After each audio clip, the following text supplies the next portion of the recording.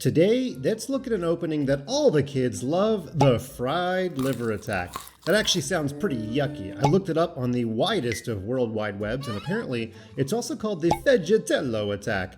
And that sounds a little better. Who's hungry for some Italian food? Not fried liver. Actually, it might depend on what color you have, whether you think of this position as fried liver or Fegatello. Now, before we get into the meat and potatoes of this opening, make sure to hit that subscribe button. And here we go. After bishop c4, this is called the Italian opening. We're staying on theme there. And first of all, my advice is this. If you are ever black in this position, you are asking for a world of trouble if you play knight f6. No, I'm not saying it's actually a bad move. It's called the two knights defense. Even I played it as a kid, but I didn't play it until I got a pretty high rating, because when you play knight f6, you have to really know your stuff after knight to g5. So if you don't like what you see today in the video and you're ever playing black, just play bishop c5.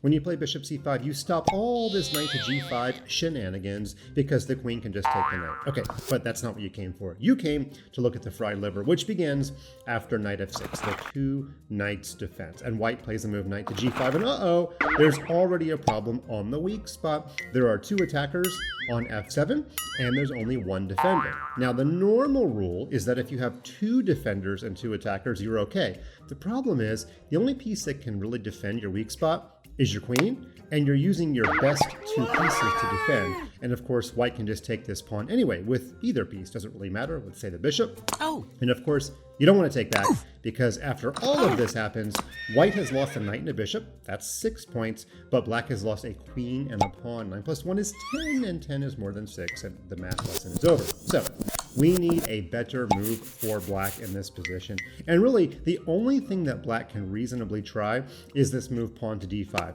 There actually is an incredibly crazy move, bishop c5, and we don't have time to get into that today because it's too crazy. So d5 is in fact a good move, and is in fact what Fun Master Mike used to play as black. Now, white takes, and we reach a key moment. 95% of the time, when somebody captures your piece, you capture them back, but that's actually the trap. That's what lands you in the fried liver. So we're going to take a look at knight 6 pawn, but we're not going to recommend this move. There are actually 3 acceptable moves for black. The main line is to play knight a5. This is Fun Master Mike's recommendation, but you really have to know your stuff, and I can't explain it to you today because YouTube will not let me do a video too long. Actually, they would, but you might not stick around. So let's go back. The other move is pawn to b5, distracting the bishop into taking. Then the queen would take back and hit the bishop and hit this weak pawn. You can see things are already getting crazy. And the third acceptable move is to just plop your knight right into the middle of the board on the square d4. But we came for the fried liver. Knight takes pawn is the move that white kind of wants black to play. Okay, the fried liver is knight takes f7. By the way, again, a little bit outside the scope of this video, but I actually kind of like the move d4 even more. But if you're a white player in this position, you want this trap, you gotta play knight takes f7. Actually, knight takes f7 is still a good move. Now, we're forking the queen and the rook. We've officially entered the Fegatello, and the only move for black is to take, otherwise black's just gonna lose a lot of material. So, white is down a piece, but what does white have in return?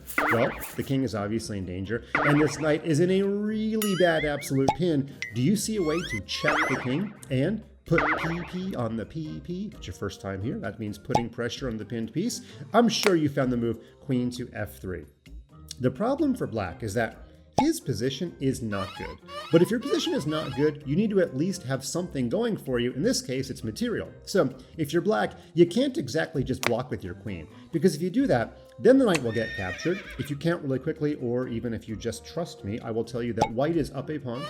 White's king is much safer than black's king, and there's even a chance white will win more material based on this battery. So black has nothing going for him in this position, okay? So black absolutely has to guard the knight. By the way, fun exercise. Do you know what black's worst move is? We don't ask that question very often in YouTube land, but it's actually king here, because after king here, now you can take the knight on d5 with either piece, and it's going to be checkmate. In fact, it's probably going to be checkmate with a bishop. I have to show you, because how often do you checkmate with a bishop in a wide open board? Okay, so we need to go back. The only move for black is to bring the king even further up to the square e6. Now, that does guard the knight. White has 2 attackers. Black has 2 defenders.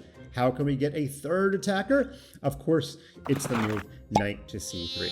And in practice, this position scores very, very, very, very well for white, as you can imagine, because white's king is much safer. White can castle whenever he wants and even put the rook that lands on f1 on e1 on the half-open file, and white might just get the piece back right away.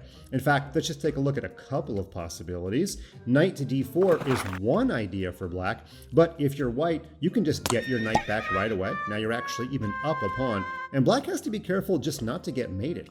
Again, we'll do that same exercise. What's the worst move for black? It's kind of a funny one. Black has 3 legal king moves. Can you guys figure out what is the worst of those king moves?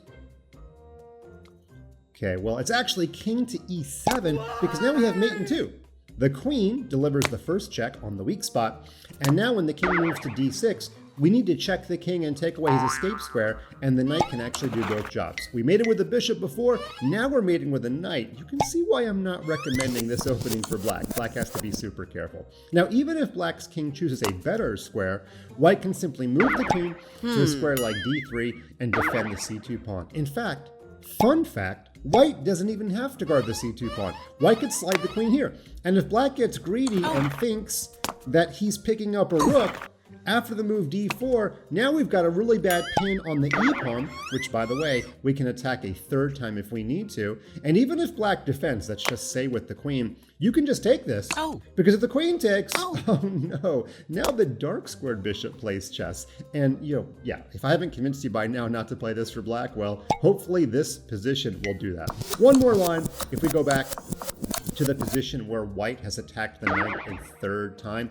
Black could try this move, knight to b4, but if I was white in this position, I'd probably play something simple, like queen to e4, and after queen e4, of course, we're guarding the c-pawn, and all white has to do in the next couple of moves is play d4, because this pawn is pinned, castle, put the rook on the e-file, and white is doing really well. In fact, one alternate idea for white is to move the king to d1 with actually a similar idea. Slide the rook over to e1 and play d4. And white's king, even though he's not castled, is much safer than black's. So, to review, the fried liver, super fun, but if you ever play black in the Italian game, you can avoid all of it by playing bishop c5 on move 3. That's a really important move order that you need to know. Who's hungry? I'm going to get some Italian.